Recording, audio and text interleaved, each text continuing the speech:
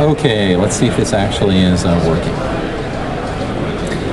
First thing, there are very few slides. This is still new enough that there's not like the fancy slide deck that'll go through, you know, the full song and dance. So feel free to ask questions. More importantly, if you're interested, there is a BOF tonight between 7 and 8 o'clock where we'll have much more time and not be in a very large place that has a lot of people walking around that's kind of probably hard to interact in. Why Drizzle? Well, one of the part of the question of why Drizzle is a question of what can we do to actually maintain a smaller code base. So this is the current state of things. This is the slot count. So you can see MySQL is at about 1.1, 1,999,999, 420K. Now this isn't really the whole story. In itself, a smaller doesn't really necessarily mean much of anything. What it really means though is that there's got to be a master plan. And the master plan is in part to rethink everything. I've been working on MySQL for about a decade, so 10 years now of when Monty first popped it out. I got to see Unireg, which was the previous data to MySQL. When Monty took Unireg, decided to reinvent it into MySQL. A decade later, that's what we're looking at. Rethink everything. Not everything was bad though. There's lots of really, really good core pieces. I mean, the database in itself, there's a lot of great uses for it. It has a lot of nice features in it. There's some advanced stuff like partitioning. Depending on what you're doing, it makes an awful lot of sense. But on the same token, depending on what you're doing, it might not necessarily make sense, especially in the footprint areas we're going towards. So there's certain things that we started doing 10 years ago that at this point don't actually make any sense. Back 10 years ago, there was nothing like PECL that existed. We had to write our own regex library. From the developer, that means we had to write more core. That means we have to code. We have to maintain more code over time. So we're trying to rethink these things. We're trying not to ship libraries. We're actually trying to look at what other pieces of open source projects we can make use of. Perhaps we don't use our own character sets in our collation systems, but instead perhaps we go and we look at libraries like ICU and look at libatomics, Intel building blocks. We got somebody who talks on and on and on about the mailing list, about Talc. All these pieces are questions that we're trying to re-examine. We're also trying to go in with the new. We're trying to look at what is basically a modern setup. What is Linux? What is OS X? What really is, what is the modern environment? We've been able to port, over the years, we've ported MySQL to anything like VMS, off to IBM mainframes, Amiga OS, there's still DOS include files, all kinds of things that server has. What we're looking at is a much smaller and tighter fit to what we believe is a central set of OSs at this point that make a difference. Linux, OS X, Solaris. So we've done certain things, like for instance, we went to be using a C99 compiler. If you're using a C77 or any of the other 80-built compilers, those are nice, those were good. They're, saying that, oh my God, we finally have an ANSI compiler. Well, we're actually moving up the stack and saying, no, we're actually going to C99, which means the fact that when we get into portability issues around 32-bit and 64-bit, there's a lot of things that are a little more cleanly defined. We're actually looking at POSIX. MySQL can today port to many environments which are actually not POSIX environments. We're looking at only centering our environment around POSIX environments. The time has come. Stuff like package lib. Microkernel design. So this is one of the premises that we were very, very interested in, is that MySQL is built up over time a monolithic kernel design, which means it's had many, many features that are added to a core set of code. What we're instead looking at doing is a microkernel design. So the first thing we did in the first 3 months is we took the main MySQL code base and we literally tore out most of the levels around it. We tore out ACL, we tore out store procedures, we took out views, we took out triggers, we took out many other areas, query cache and so forth. And we tried to find what is the actual core of the database so that from that point on, we can actually put some pieces back that we feel are necessary. While ACL is out today, we already have a plugin piece that has started being built so we can now plug in new ACL. These are pieces that we're looking at doing. So we're trying to add no new features to the actual core. What this also means is that for web shops that frankly don't use or don't need all these additional features, you have a much smaller database that has a much more limited range of features. So what's the advantage of that? That means you're dealing with a binary that has less features, which means it has less potential bugs. Fact is, the more features you have, the more bugs you have, more vectors you have for bugs. That's just the state of adding more features. Second of all, it's a lot more limited constraint. If you're dealing with an environment that you're eventually going to shard, you may not want people using features that don't shard very well. So we've removed features that do not shard very well. That's things that we're looking at. What do we need today for a web environment or as a component is to a cloud? Multi-core. This is one of the central pieces that we're interested in. So the open source movement really kind of blew it when it came to multi-core systems. If you go around and talk in circles today, you'll hear people talking about CAS operations, or, I can make a faster read-write lock. Well, the truth of the matter is there's no such thing as a fast read-write lock. There's no such thing as a fast lock in general. What we're trying to do is actually not target, for instance, the fact that you can buy a dual-core machine today or a 4-core machine. We're looking at environments that are anywhere in the 32-core and on up environment, because we know that that's the environment you're going to be using within the next year to 2 years. So instead of trying to meet the needs of today, what you got on your laptop or probably what you just bought yesterday, we're trying to actually meet the needs of what you're going to be buying next year, the year after, and going forward. And actually look at the idea of, hey, let's not try to figure out how to scale on a 16-core machine or even on a 32-core machine. Let's just assume you've got 128 of these. You've got enough of these that the basic design around trying to use locks to scale just won't work. Let's just take this premise today and find solutions that work towards that next model. So no new locks. We removed old locks. We have about a third of the locks that are currently found in the MySQL 6.0 database. So we have about a third of those locks, and we're trying to remove those locks that are remaining. We think about things today, burning memory. We know that the amount of memory you have available today is quite a bit, but we know that the amount of memory you'll have available within the next year or 2 years is such that we can look at designs where you won't care. If we burn an extra 60K on copying a little bit of a structure around, or keeping it around a little bit longer so we don't have to have locks, we don't think you're going to care anymore. A year ago, or more importantly 5 years ago, that actually mattered. Those things added up very, very quickly. We don't need to worry about that anymore. We can burn some memory in order to get some performance out of this. We know that message systems scale. Message systems, when we can actually send messages around to given thread systems, we know that model scales. Locking doesn't scale. Honestly, we can actually leverage Sun. One of those nice things about being acquired as Sun is we now have access to an awful lot of hardware that has many, many cores than what probably you're buying on a standard machine today. But we know that the standard machine you buy today is not the standard machine you're going to buy next year. Today, if you're buying hardware, you're probably not even looking at 8-core machines, you're looking at 16-core machines. And we know that that number is just going to keep doubling. The way that you can actually put more CPUs on a board and cores, it's not this scaling point where you're going to scale from 8 to 10 or 10 to 12. It's going to double. You're going to go from 2 to 4 to 8 to 16 to 32 to 64 and on up. So we have to look at the problem in the way that we consider the fact that the machine is going to double in the number of cores, and it's going to just keep doubling. It's more like basically when we read up in school on vector programming than it is on traditional hardware we've built in the last 10 years. So we're also asking a lot of questions like, are people really sorting blobs in the database? There's a lot of infrastructure sitting in there so that you can sort a blob, but anybody who has any kind of sane mentality, you're not sitting here today thinking, I can stick that DVD in the database. You're just not thinking that. You're not probably even thinking about sitting these large unstructured pieces of data in the database at all. You're probably using a Mogul FS or a ZFS or something. You're not sticking that stuff in the database. For us to spend our time trying to optimize around a problem set that we don't really think you're going to try. We've removed the hindrances of that we're database guys and we believe everything's going to be stuck in the database, and instead take ourselves, maybe we're a component to a cloud, to an infrastructure where you have certain structured pieces of data and you're going to be interested in storing just that structured information in the database. So we're trying to tackle that problem.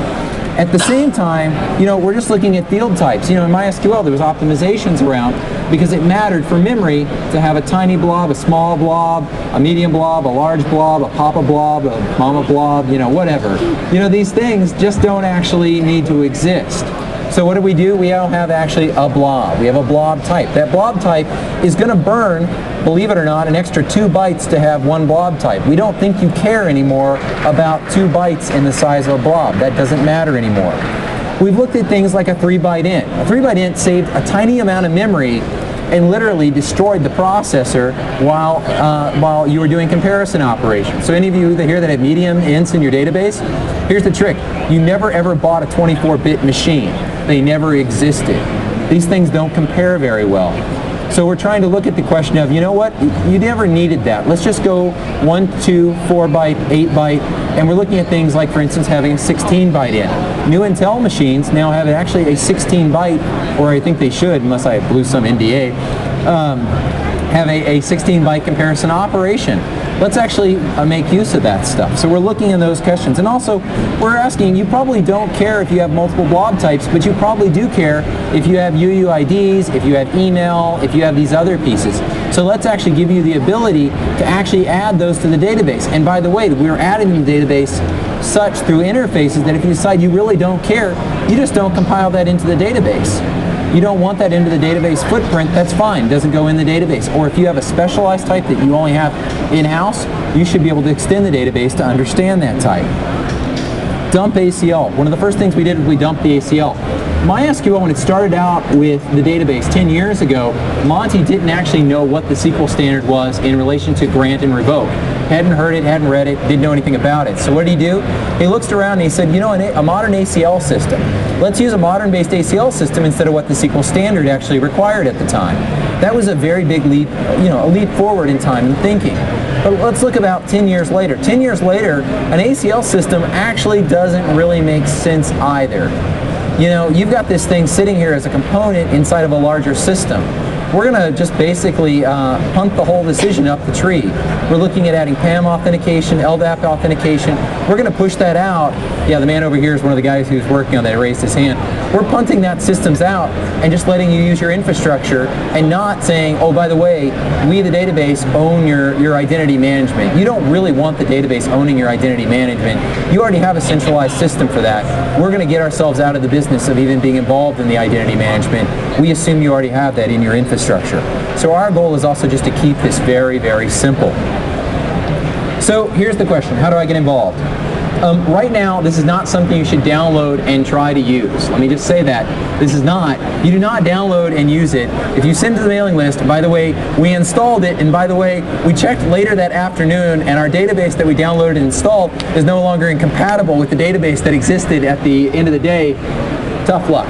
That's really not what we're doing right now. The goal is sometime within X number of months, and my hope is within 3, we're going to take out some of the stuff that we need to know we need to remove. FRM files, a lot of things which were historical baggage that made sense at one time no longer makes sense now. So we're removing that stuff. So we're going to have incompatibilities probably for the next 3 months. So this is not something you should go out and use. On the other hand, right now, if you're a MySQL user and you've been using it for a long time and you're saying to yourself, well, I have stored procedures and views, well, that's great. This probably isn't for you. But if you're saying, I actually never used stored procedures or views or triggers, but there were things in the database that weren't working out for me, either performance problems or, by the way, I had the database running in non-strict mode and I inserted some data and it saved the null or did something that I really didn't expect it to do. Right now is the time to bring those issues up. So right now I'm suggesting you should get involved actually within the mailing list. We had somebody yesterday that commented on the fact that, all that int thing where you have an int and you have a paren, you put a number and you say 0 field. That made a lot of sense when we had teletype terminals that we were entering data on, but we now have web pages and we format our data. We don't need the database to format data any longer. That was very good feedback that we got from a user, and it makes sense. Why do we need to be doing data formatting in the database? I'm pretty much sure you probably want to do that with HTML, often a different interface level than what we're at. So for instance, that'll get removed. But right now is the time to bring up these issues and say, this is what kind of class machines we're using, these are our problem names, this is what works, and this is what doesn't work. That's the kind of feedback that we're really interested in right now. You can get the source code if you're interested. It's at BZR. You can just type BZR branch LP Drizzle. It'll bring down the source code. We've actually cleaned up the entire make system. You don't have to figure out all kinds of flag nowadays. It's just a simple, autocomp, auto start, config, /config, auto start, configure, make, and that's it now. So a lot of the complexity in building we've actually removed out of the system. If you're just sitting here thinking, well, I'm not really a C programmer, but I have information that you think that we might like, this is the mailing list. Please subscribe to it, offer comments back. If you see something that says, no, we actually really need that, or no, we need extended, like I said, right now is the time to do it. So that's really the only set of slides I got. We're running from 7 to 8 tonight at BOF, but I'm really happy to take questions right now. So if you're sitting here thinking you got something on your that you'd like to ask me, please ask away. Yes. Longer term, are you positioning Drizzle to be MySQL next generation? So is Drizzle MySQL next generation? The answer is MySQL next generation is the MySQL next generation, which I believe now has, what's next features that they're actually adding in it? Online backup is one. They're adding online backup. They're adding different kind of foreign key system. That's actually the future of MySQL. Will they ever actually merge back together? There are people that are asking that question, but that's really not the goal. If we took that goal, then we could not actually say remove things from Drizzle because we have to fear of having to put it back in someday to meet back up. So there's really not a goal to meet back up. The destiny of where that product needs to go is a different direction than what we believe we should actually take this. So is there a plan to remerge the things? No, there's no plan to do that. Why not develop it right now with hooks in mind to add these features that you're stripping out? Okay, so should we actually add hooks to do that? So the answer is, for instance, there's already an ACL hook. To add back in views, I have to add what's called a rewrite hook into the database. So our progression will allow some things to be back. For instance, views are actually one of the things that I actually think views are pretty valuable. But the way that they were placed in MySQL didn't really work for the way we needed to take Drizzle, the way we need to reorganize the stack. So, when I look around certain things, I say, well, we probably add views back in the future. There's a better chance we'll add views back. Will we ever add a stored procedure system back? That has a lot to do with whether or not somebody ever wants to write a hook point for it. But will it be this kind of stored procedure MySQL? See, MySQL went to the viewpoint that the stored procedure should be built into the parser so that you could actually have a very condensed stored procedure language with an actionable language at the same time. Now, this made the stored procedure system, well, to give an idea, the parser, Drizzle's parser is 1/3 to 1/4 of the size of the MySQL parser. I mean, that's a different design. There's nice things about actually having one parser with a full stack of a language built into it. We're not going to go that direction. If we do something, it would be more like an application engine that was close to the actual database. Though I actually really question whether that's really valuable or not going forward. But if someone said, hey, here's a connection point, it's a very small set of lines, and that gave them the option of being able to do that, I see no problems with doing that. Are we going to bolt all that back into the parser? No, we're not going to bolt it back into the parser. Yes. Will the connectors continue to work this? So right now the connectors are still compatible. We haven't changed anything that makes them incompatible. Will we continue to stay that way? If we don't, we'll make such changes that we can easily reuse the ODBC piece on top of it. So we'll be able to reuse those pieces. I don't see a problem with that. At all, actually. But there will be changes in the protocol. The protocol is a 10-year-old protocol that was then taken off of another database that was a 10-year-old protocol. So it's a 20-year-old protocol, and there are limitations in that protocol that, frankly, we just don't really want to keep around. Will there be a Java-based connector? I already was watching Mark.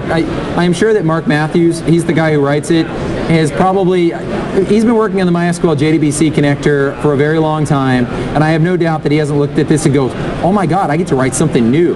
And so I have every bit of faith that he'll do it. No, Mark isn't here. So yeah, there will eventually be a JDBC driver. I believe there was already one pushed up for the two drivers we've seen so far, which are really too early to use, is there was already a start on a Perl driver, there was a start on a new driver for SQL Alchemy, which is Python-based, I believe. So there's already been a few pieces there, but I actually consider it still we're still a little too close to the point of where we're still changing things for people to kind of go nutty writing new drivers right now. Mark, Sun employee now, or is he? Oh, Mark Matthews is he's an employee of Sun. So, other questions? Yes. You mentioned partitioning, sharding. What kind of stuff would you want? What kind of features would you want to remove or add to Drizzle to make that easy? So the partitioning one is so sharding across multiple nodes. Like the current thing we looked at changing. So we've taken out the prepared statement API out of the database. We still have it in the client, so it's client-side prepared statements instead of server-side. And we did this because it actually makes the well, for one, they're not very stable. and even in the main product, they've been disabled. But the second thing is that they didn't allow us to do one really cool trick that I wanted us to be able to do. So this is the off the whiteboard design still, which is we actually may change the prepared statement so that you send in a query, we then send you a byte representation back, and that byte representation lives in the client. So why do you want a byte representation of the SQL that we would then execute in the client? Well, if you then send that with each query, you can build a proxy or some kind of a delegator that actually doesn't have to reparse the SQL statement, but then can look in at the byte stream and say, oh my God, look, that's that table. I'll route you this direction, or it's that predicate, so you need to go partition here. So we're looking at pieces like that to make it much easier for proxies to be much more intelligent with the database. So that's an example of what we're looking at actually doing. So other questions? So once again, I'll repeat, there is a BOF tonight between 7 and 8. I don't entirely know what room it is, but I'm sure it's out here in the room 146, E146, and I look forward to talking to you about this. So, hey, thanks very much for your time.